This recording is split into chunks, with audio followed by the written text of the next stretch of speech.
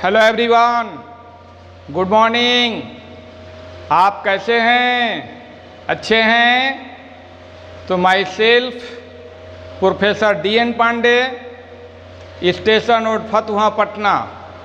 You are a student of 11th class. तो my dear student, कल मैं आप लोगों को ऑर्गेनिक केमिस्ट्री में बताया था classification of aliphatic hydrocarbon. Classification of aliphatic hydrocarbon. तो एलिफैटिक हाइड्रोकार्बन में मैंने बताया था कि ओपन चेन होता है। क्या होता है? ओपन चेन, खुली श्रृंखला, और इसको एस साइक्लिक भी कहा जाता है। क्या कहा जाता है? Acyclic. मैंने बताया था open chain, open chain, open chain और acyclic, acyclic hydrocarbons. Open chain और एस साइक्लिक हाइड्रोकार्बन्स। तो ओपन चेन में बताया था ऐसे कार्बन एटम्स, कार्बन एटम्स ऐसे जो है जुड़ते चले जाते हैं।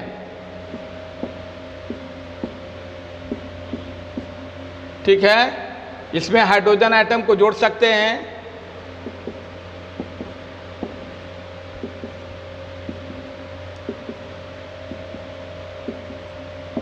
ये इसको ऐसे लिख सकते हैं CH3 CH2 CH2 CH3।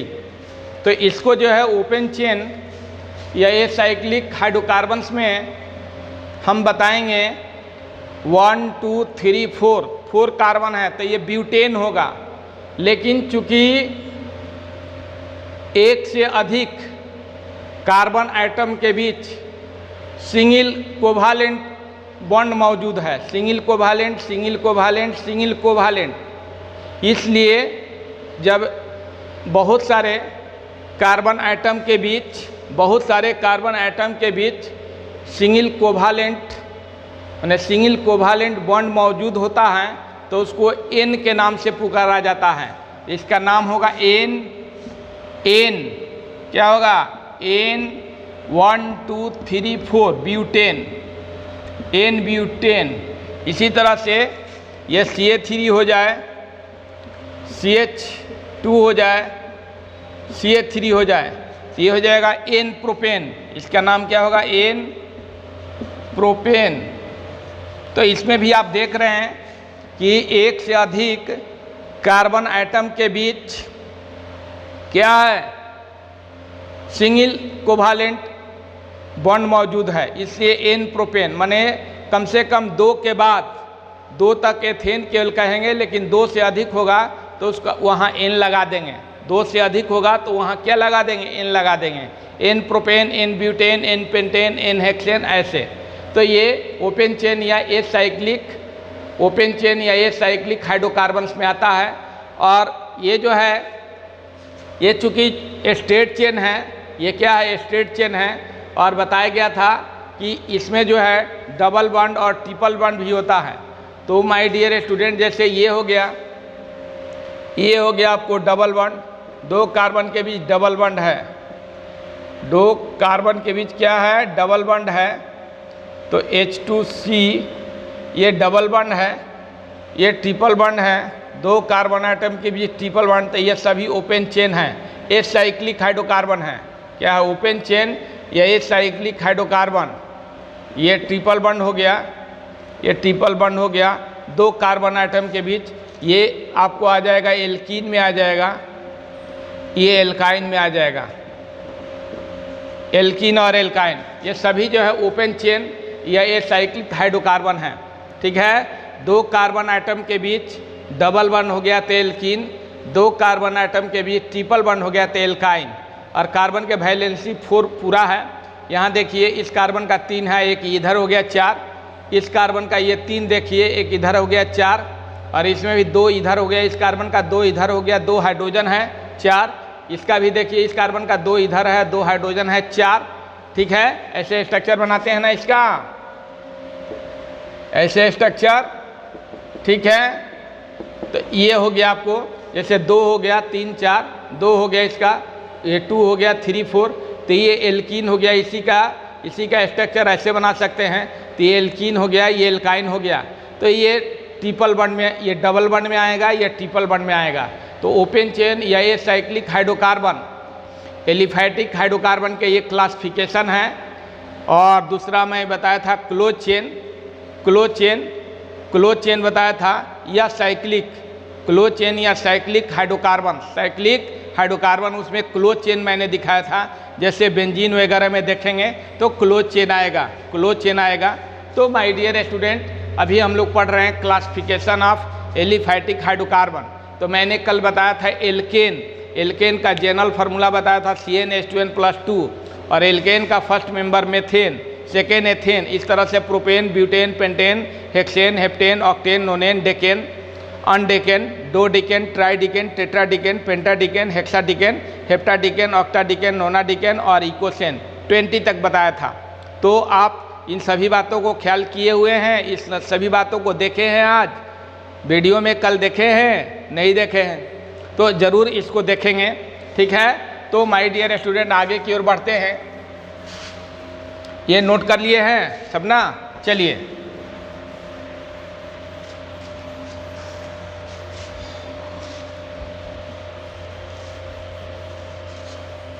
अब देखिए यहाँ एल्केन में there are 2 chain in alkanes. There are 2 chain in alkanes. पहला स्ट्रेट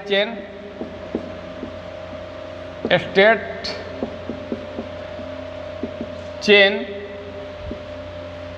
दूसरा ब्रांच्ड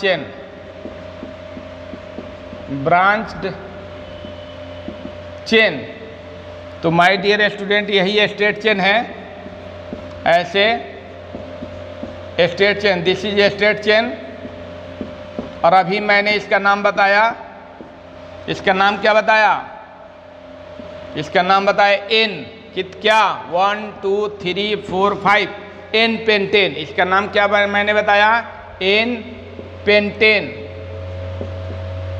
और जहाँ जहाँ बॉन्ड खाली छोड़ा गया है वहाँ हाइड्रोजन आइटम जुटेगा, तो ये N पेंटेन हो गया।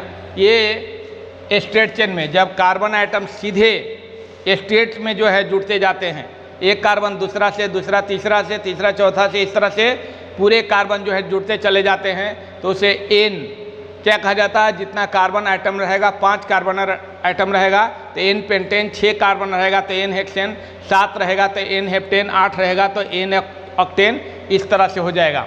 तो ये N पेंटेन हो गया, पहला एग्जाम्पल हो गया। मैंने ये स्ट्रेट चेन का है, ये स्ट्रेट चेन का, ये स्ट्रेट चेन का, ये स्ट्रेट चेन ऐसे लिख देते हैं, स्ट्रेट चेन और ब्रांच चेन। तो पहला का ये फर्स्ट एग्जाम्पल हुआ, सेकेंड एग्जाम्पल ऐसे, ये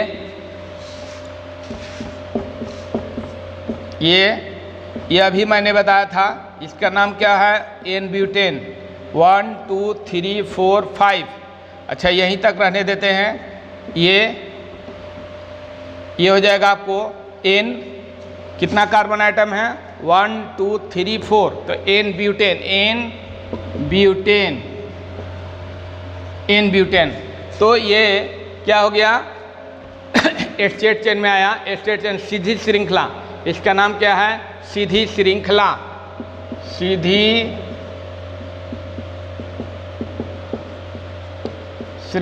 ये शाखित श्रृंखला, ये क्या है? शाखित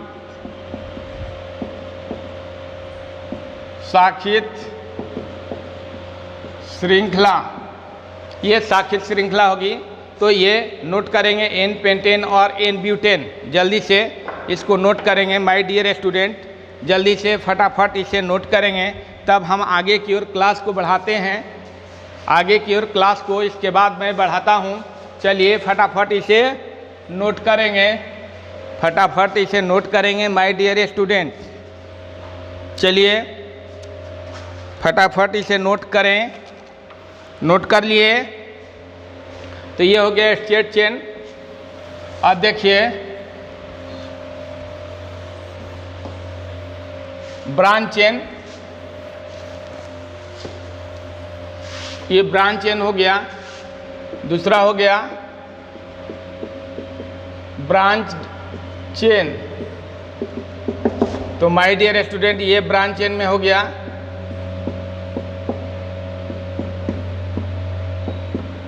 ये देखिए कार्बन के ऊपर कार्बन लग गया ऊपर, तो इसका नाम हो गया आइसो।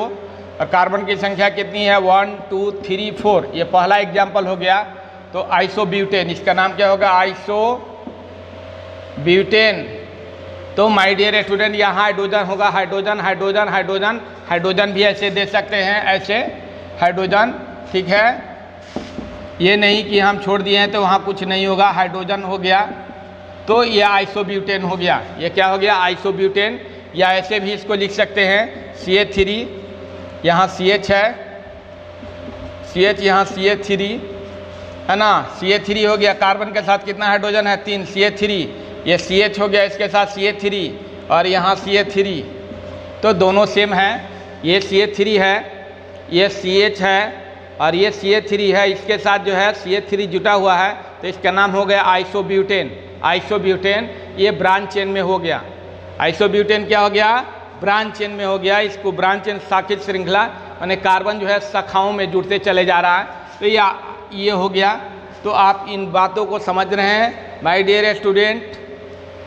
समझ रहे हैं सभी लोग? अमित कुमार जायसवाल, अपूर्व कुमार, अनीशा सब समझ रही है? डॉली पढ़ रही है, याद कर रही है? चलो सभी लोग याद कर रहे हैं।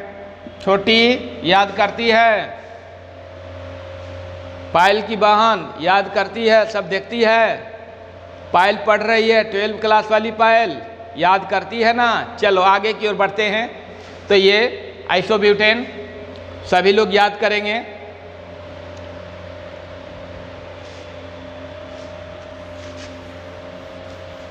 तो ये आइसो हो गया।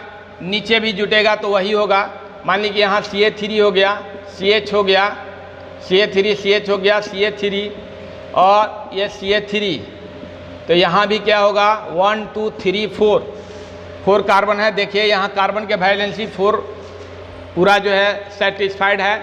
1 लाइन 2 लाइन 3 लाइन, 1 हाइड्रोजन हो जाएगा 4। और यहाँ भी कार्बन के वैलेंसी 4 है, 1 लाइन हो गया और 3 हाइड्रोजन है 4। इसका भी देखिए 1 लाइन है, 3 हाइड्रोजन है 4। इसका भी देखिए 1 लाइन है, 3 हाइड्रोजन है 4। यानी कार्बन जो है 4 लाइन से जुटा हुआ रहता है। हाइड्रोजन भी 1 लाइन से जुड़ा रहता है। हाइड्रोजन जहाँ भी होगा 1 लाइन से जुटा होगा, तो इसे भी आइसोब्यूटेन कहेंगे। Isobutane, isobutane. अब देखिए ऊपर नीचे दोनों होगा, ऊपर नीचे दोनों। यहाँ ऊपर भी हो गया, नीचे भी हो गया, तो इसका नाम नियो होगा। इसका नाम क्या होगा? नियो। इसका नाम क्या होगा? नियो। ये देखिए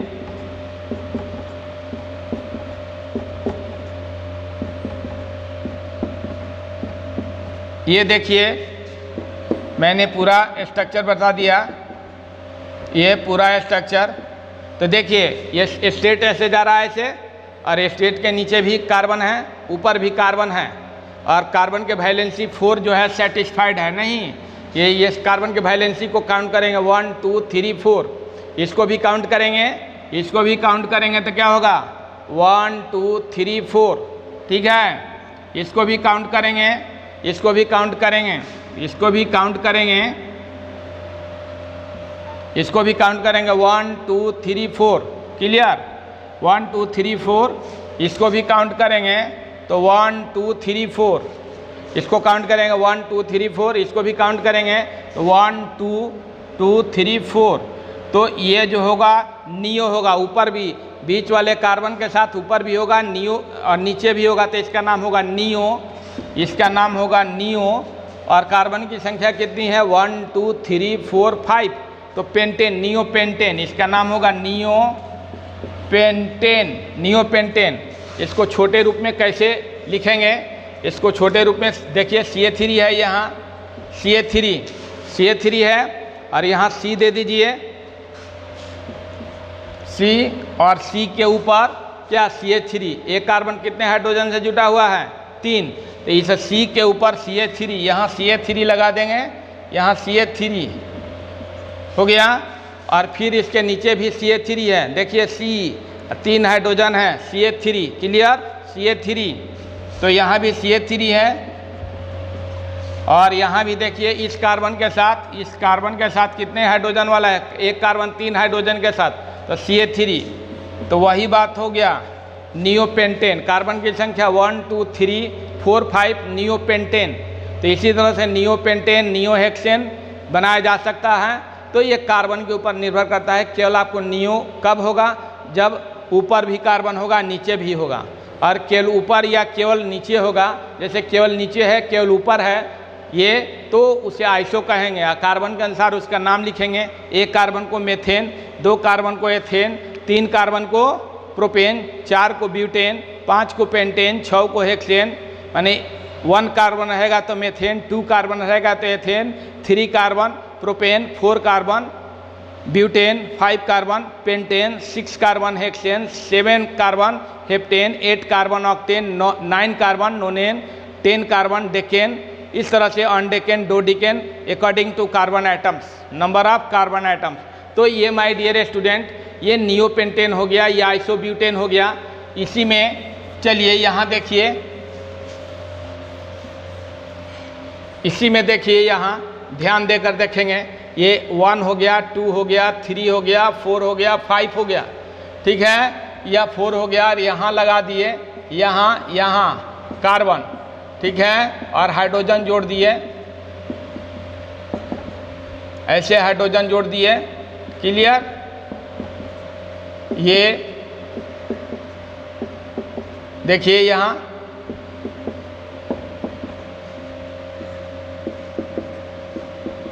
तो ये क्या चीज़ में बता रहे हैं, ब्रांच चेन में। अब देखिए यहाँ CH3 है ना, यहाँ एक कार्बन कितने हाइड्रोजन से जुड़ा CH3, और फिर देखिए यहाँ कार्बन के वैलेंसी हर जगह 4 होती है, इस कार्बन के वैलेंसी को करेंगे तो क्या हो जाएगा 1 2 3 4, इसको काउंट करेंगे तो 1 हो गया, 2 हो गया, 3 हो गया, 4 हो गया, यानी एक कार्बन आइटम 4 लाइन से जुटा हुआ रहता है। हाइड्रोजन प्रत्येक हाइड्रोजन एक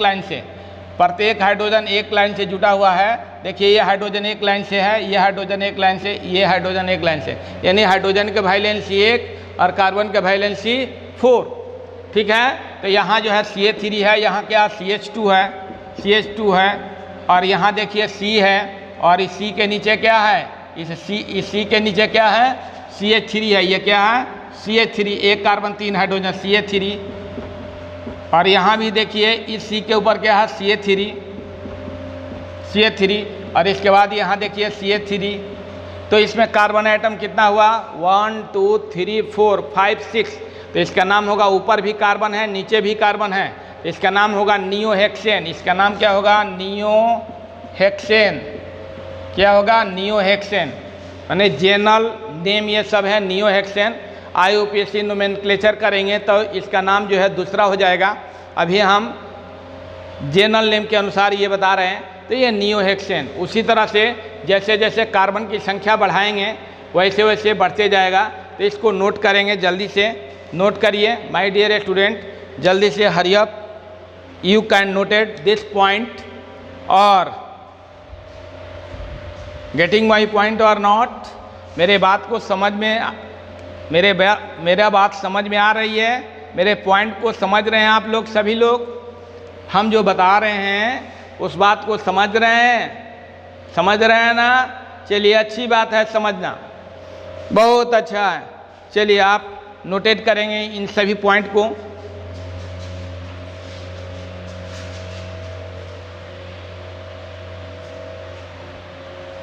इन सभी पॉइंट को नोट करेंगे तो ये माय डियर स्टूडेंट ये हो गया नियोहेक्सेन। इसी तरह से आप जो है ये कार्बन की संख्या 1 2 3 4 5 5 हो गया, दो ये कार्बन हो गया, ये कार्बन हो गया, ये हो गया,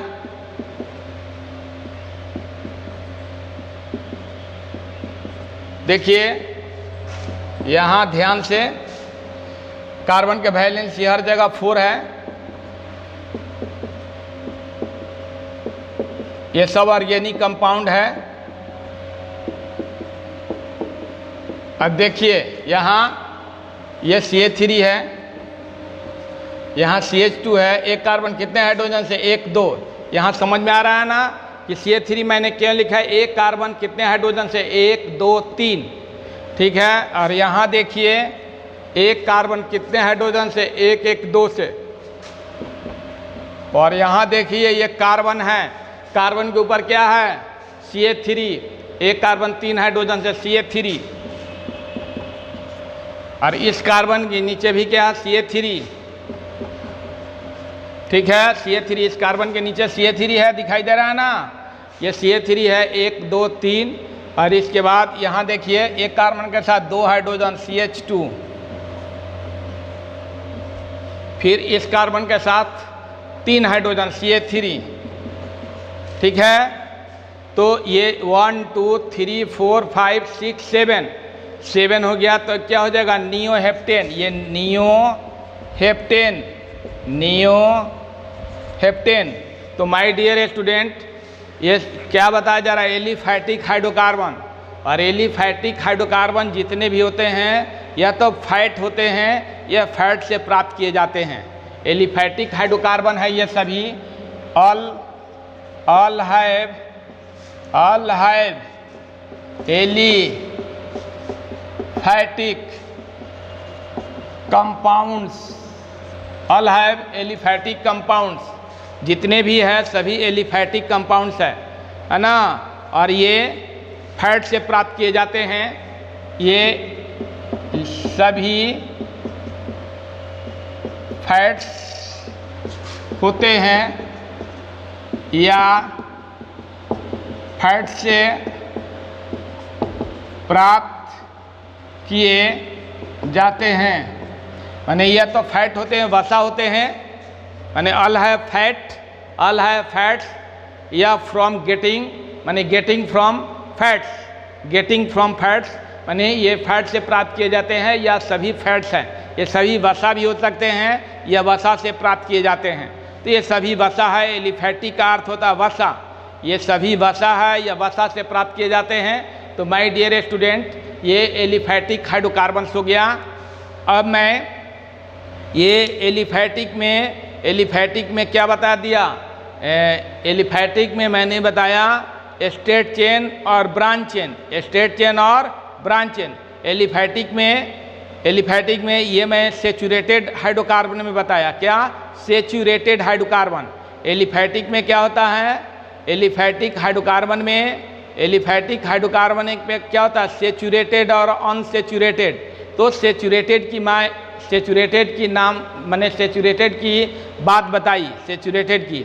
अब जो है नेक्स्ट क्लास में मैं अनसेचुरेटेड, जिसमें डबल बॉन्ड और ट्रिपल बॉन्ड होती है, उसकी बात मैं बताऊंगा, ठीक है। तो आज जो है पहले आप जो है पीछे वाला जो वीडियो है एल्केन में methane, ethane, propane, butane, pentane, उसको एकदम दिमाग में आप कर लेंगे कि मेथेन में कितना कार्बन कितना हाइड्रोजन, मीथेन में 1 कार्बन 4 हाइड्रोजन, एथेन में 2 कार्बन 6 हाइड्रोजन।